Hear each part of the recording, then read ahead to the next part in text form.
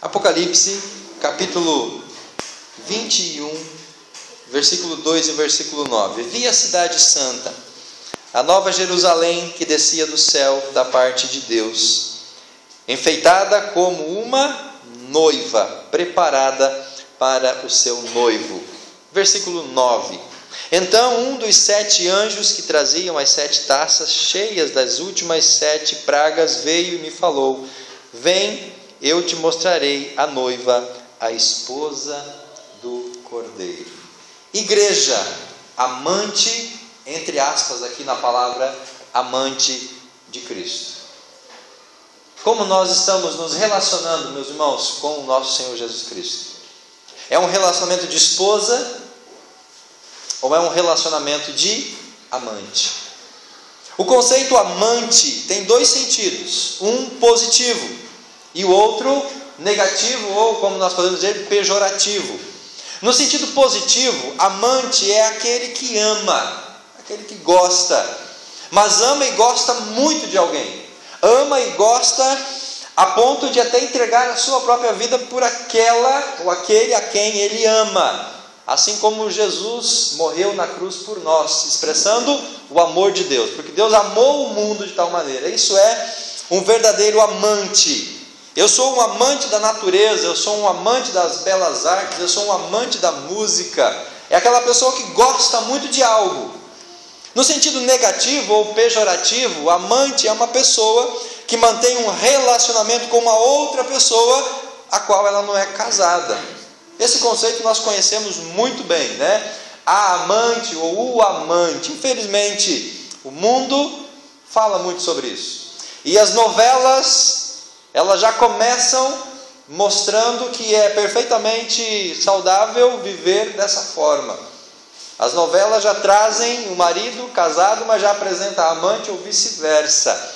Infelizmente, irmãos, a sociedade cultua muito isso e vive muito essa realidade. Mas nós sabemos que isso não agrada em nada ao coração de Deus. Dentro desse conceito, amante, aquele que ama de fato, ou aquele que vive um relacionamento por interesse. Como nós estamos nos relacionando com Deus? O termo amante, no sentido pejorativo, o dicionário vai dizer assim: é uma concubina, uma mulher ilegítima, o estado de um homem e de uma mulher que coabitam como cônjuges sem estarem casados ou assumindo um compromisso entre eles. Descreve uma vida dissoluta, uma pessoa corrupta, diz o dicionário, libertina, livre de qualquer empecilho, desregrado de costumes, de moral, de ética e de caráter. Essa é a definição que o dicionário dá de amante. É importante nós sabermos a diferença de conceitos para que nós possamos então avaliar a nossa vida espiritual dentro desse conceito de amante de Cristo. Que amante nós somos? Primeiro, alguém que ama a Jesus Cristo, alguém que ama a Deus, alguém que gosta muito, que aprecia, que paga o preço desse compromisso com Jesus, que nem o irmão hoje que levantou 5 horas da manhã, né, era 6 graus, para sair lá da Vila A e vir para a IBD, por amor a Cristo. Essa é uma demonstração de amor.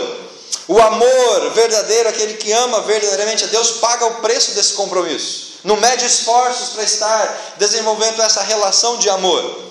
Ou num segundo aspecto, amante é aquele que só quer desfrutar dos prazeres, da parte boa da coisa, sem nenhum compromisso sério ou nenhum compromisso duradouro. Qual dessas duas perspectivas nós estamos amando a Cristo? Pagando o preço por esse amor, ou nós queremos apenas as benesses desse relacionamento com Jesus Cristo? Qual que é a diferença entre esposa, a noiva, ao qual o Apocalipse diz, verso número 2, a noiva preparada para o seu noivo, verso 9, venha, eu mostrarei a noiva, a esposa do Cordeiro. Qual a diferença entre a noiva e a amante? Gênesis capítulo 2, versículo 18, nós lemos o projeto de Deus para a esposa, para a noiva. Se você tem a sua Bíblia em mãos, abra ela neste texto de Gênesis capítulo 1, verso número 18. Diz assim o texto: disse mais o Senhor Deus, não é bom que o homem esteja só. Eu lhe farei uma ajudadora que lhe seja adequada. Verso número 21. Então o Senhor Deus fez cair um sono sobre o homem, e este adormeceu, tomou-lhe então uma das costelas e fechou a carne no seu lugar. E da costela que o Senhor Deus havia feito, formou a mulher e a trouxe ao homem. Então disse o homem: esta agora é osso dos meus ossos, carne da minha carne. Ela será chamada mulher, porquanto do homem foi tomada. Verso 24: portanto, o homem deixará seu pai e sua mãe, se unirá à sua mulher, e eles serão uma só carne. E os dois estavam nus, o homem e a sua mulher, e não se envergonhavam. Capítulo 2 de Gênesis, verso 18 até o verso 25. Eu separei aqui, irmãos, algumas características da esposa. E você que é esposa pode pensar agora nessas características, e você que é esposo pode tentar encontrar na sua esposa essas características. Primeira delas: a esposa sofre junto com o esposo. A esposa padece junto com o amado. A esposa come o pão, duro. Não vou dizer o pão que o diabo amassou, porque a gente não merece isso, mas a esposa paga o preço. Ela está lá junto, na hora de dificuldade, na hora de tribulação, ela está junto, ela sofre junto com o esposo. Tá certo, minhas irmãs? Segundo, normalmente ela dá filho para o esposo. A esposa tem essa característica, ela gera filhos. Ela abençoa o marido e o marido abençoa ela com a procriação. Os filhos vêm de um casamento, de uma relação firme. Terceiro, ela acorda de madrugada para cuidar dos filhos. É ou não é, minhas irmãs? A esposa paga esse preço. Enquanto você dorme e você ronca para trabalhar no outro dia, ela está lá de madrugada cuidando das crianças, ninando. Muitas vezes ela tendo que acordar cedo para trabalhar no dia seguinte também. A esposa, ela tem esse papel, ela paga esse preço. Quarto, ela convive diariamente com o esposo. Ela acorda com o seu cabelo desfeito, ela beija você com a barba por fazer, ela lava a sua cueca suja. A esposa está todos os dias junto com o esposo. Ela está todos os momentos, todos os instantes. Ela conhece os nossos meandros, ela convive. Quinto, ela conhece e é conhecida intimamente pelo esposo profundamente. A sua esposa sabe, conhece você profundamente. Até aquilo que você acha que não conhece, ela conhece. Até aquilo que você não faz ideia que ela sabe sobre você, ela já pescou, ela já aprendeu desse relacionamento, ela já identificou isso na sua vida. Ela nos conhece, irmão, talvez mais do que nós mesmos, as nossas esposas. Sexto, ela está junto nas horas difíceis. Ela está lá junto quando você está doente, ela está junto quando você perde o emprego, ela está junto quando você chega para baixo do trabalho, ela está lá junto com você nos momentos de maior dificuldade. Próximo, ela ajuda no sustento e na manutenção do lar. Amém, irmãs? Ela trabalha, ela ajuda, ela trabalha, se esforça, ela cuida dos filhos, ela levanta cedo, ela é uma parceira nesse ajuste financeiro. Ela tem que resolver os problemas dos filhos. Quando o filho briga com o outro, é a esposa que vai lá, vai amenizar, vai reconciliar, vai pacificar os filhos. E até mesmo quando você briga com os filhos, ela vai também fazer esse papel. Último, ela se expõe ao seu lado, ao lado do esposo, assumindo publicamente essa relação. Ela sai de mão dadas com você, ela dá o braço para você, ela te acompanha, ela se expõe ao seu lado. Essa é a característica de esposa. A amante, eu separei menos qualidades, porque, óbvio, ela tem menos qualidade do que a esposa. A amante só fica com a parte boa. A amante não pega o homem com a pá virada. A amante não vê o homem muitas vezes zangado, bravo, só acompanha a parte boa. Segundo, só vive as alegrias, os prazeres. A amante não acorda de madrugada para cuidar dos filhos, ela não está nas horas difíceis, ela não tem essa carga, ela só aproveita o prazer, as coisas boas. Ela vive no anonimato, ela não se expõe, ela vive escondida. Ela é uma parasita que se aproveita do esposo da outra mulher. Características diferentes entre uma esposa e uma amante. Eu separei aqui, irmãos, um depoimento de uma jovem que vivia nessa condição de amante. Ela diz assim, perguntada para ela, quais as vantagens de de ser uma amante. Ela diz assim: você só encontra com a pessoa quando ela está de bom humor, e as manifestações de carinho costumam ser sinceras. Ela diz ainda: cada encontro é uma emoção, uma coisa diferente, acho que nunca vou me enjoar dele. E aí perguntaram para essa jovem qual que é as desvantagens dessa condição. Ela diz: saber que a pessoa vai dormir com a esposa e não pode estar com a gente sempre que quer. Esse é um depoimento verídico. É assim, queridos, dependendo do tipo de profundidade do relacionamento que a pessoa quer ter com outra, ela aposta então numa relação de esposa ou numa relação de amante. Isso falando de uma maneira social. Trazendo isso então para o nosso contexto bíblico. Não quero aqui falar sobre essa questão e muito menos incentivar essa situação, mas só para a gente poder entender esses dois conceitos. O casamento é figura da nossa relação com Deus. O seu casamento, você e sua esposa, ela tipifica a relação de Deus com a igreja. E nesse contexto, nós também encontramos a figura da amante ou da traição espiritual. O livro de Oséias é o livro que fala sobre esse tema. O livro de Oséias fala sobre essa questão de um povo que traiu Deus com a sua amante, com outros deuses. Esse livro de Oséias traz esse texto onde Deus fala do seu relacionamento com o povo de Israel.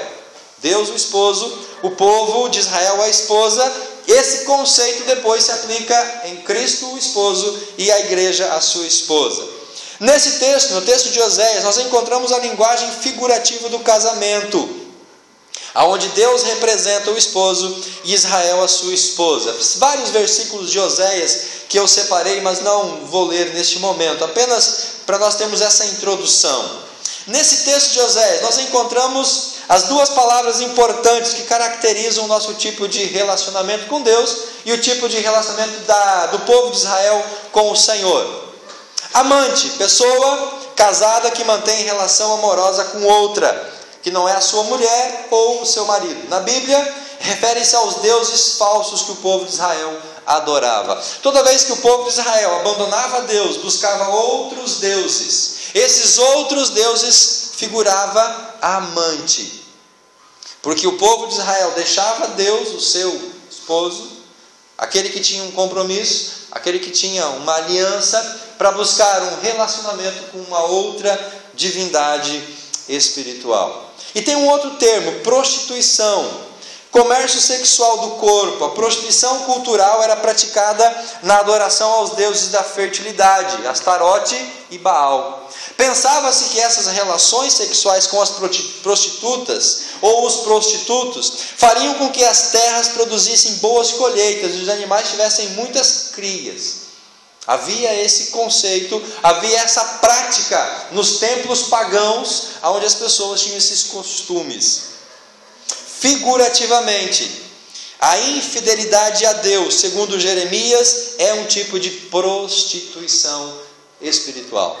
Toda vez que eu me volto para uma outra divindade, para um outro Deus, para uma outra realidade espiritual, que não seja Deus através da sua palavra, que não seja Jesus Cristo, a Bíblia chama isso de prostituição espiritual. Com base em tudo isso, queridos, nós vemos que o povo de Israel estava se prostituindo com outros deuses e que assim se tornavam amantes do Senhor, no sentido negativo. Se o povo tinha uma aliança com Deus, um compromisso com Deus, um casamento com Deus, e esse povo deixava essa aliança, esse compromisso, para ter um caso, ou buscar outros deuses, outras entidades espirituais, a Bíblia chama isso de um adultério espiritual. O povo estava tendo uma atitude de uma amante negativa, alguém que estava deixando o esposo e buscando um outro relacionamento. Eles abandonaram as promessas, as alianças, os concertos que Deus fez com eles. Assim como quando um homem deixa sua esposa e se aventura num outro caso amoroso, ele está ferindo, quebrando, jogando na lama o compromisso, a aliança que ele fez com aquela mulher, com a sua esposa. Espiritualmente nós também temos essa realidade de adultério espiritual. Quase todas as vezes que Deus castigou a nação de Israel foi porque eles deixaram de amar sinceramente ao Senhor e se tornaram meros amantes do Senhor. Eles abandonaram um compromisso, uma aliança, algo sólido, algo verdadeiro, algo duradouro, para ter aventuras espirituais. E nós vemos, irmãos, essa realidade muito presente nos nossos dias. As pessoas abandonam um compromisso sério com Deus, abandonam a relação com Deus em troca de qualquer outra situação. Pois bem, qual relacionamento eu estou desenvolvendo com Deus? Agora é a parte que pega no nosso pé. Agora é a parte que diz respeito a nós. Depois de toda essa introdução, de todo esse aspecto, hoje nós podemos dividir os seguidores de Jesus em dois grupos. Os amantes com letra maiúscula, que pagam o preço, que amam a Deus, que vivem na presença de Deus, que não abandonam a Deus e que estão sempre com Deus.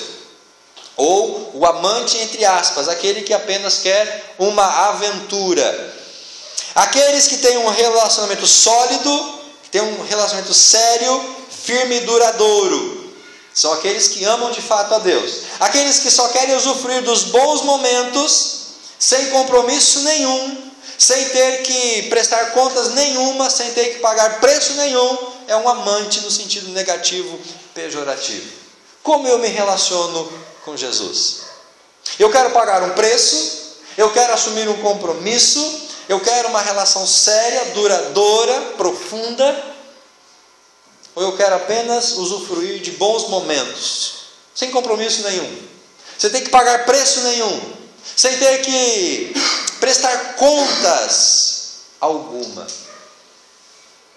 O que de fato, aqueles que se relacionam de maneira sincera, profunda com Deus, a esses nós chamamos de esposa, a esse nós chamamos da noiva, que Apocalipse está tratando. 21:9, 21:2, Apocalipse 22. Gálatas também fala sobre isso. 3 características da verdadeira esposa, daquele que ama de fato a Deus. Primeira, santidade. O Senhor quer tornar a sua igreja santa. Lá em Gálatas, quando nós lemos no capítulo 4, 21 a 31, nós vamos ver que a primeira intenção de Deus, queridos, é nos santificar. Jesus está preparando a sua noiva, pura, santa, imaculada, para o dia em que Ele vem nos buscar, para nós estarmos na presença dEle. A minha vida, querido, a sua vida é uma expressão de santidade. Nós estamos renunciando ao pecado, nós estamos renunciando ao erro, nós estamos buscando consertar as nossas vidas, nós estamos procurando de fato ter uma relação sincera com Deus. Segundo, a esposa, ela não deve ter mancha nem rugas. Deus espera da igreja pureza, beleza, perfeição, retidão. Terceiro, irrepreensível, que se identifica com os seus feitos ou os seus defeitos e os corrige para não entristecer o Senhor.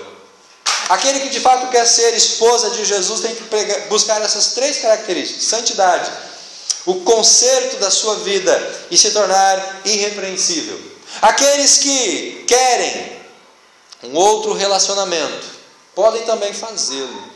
Os que não querem passar por esse tipo de transformação tornam-se amantes, conforme Oséias descreve.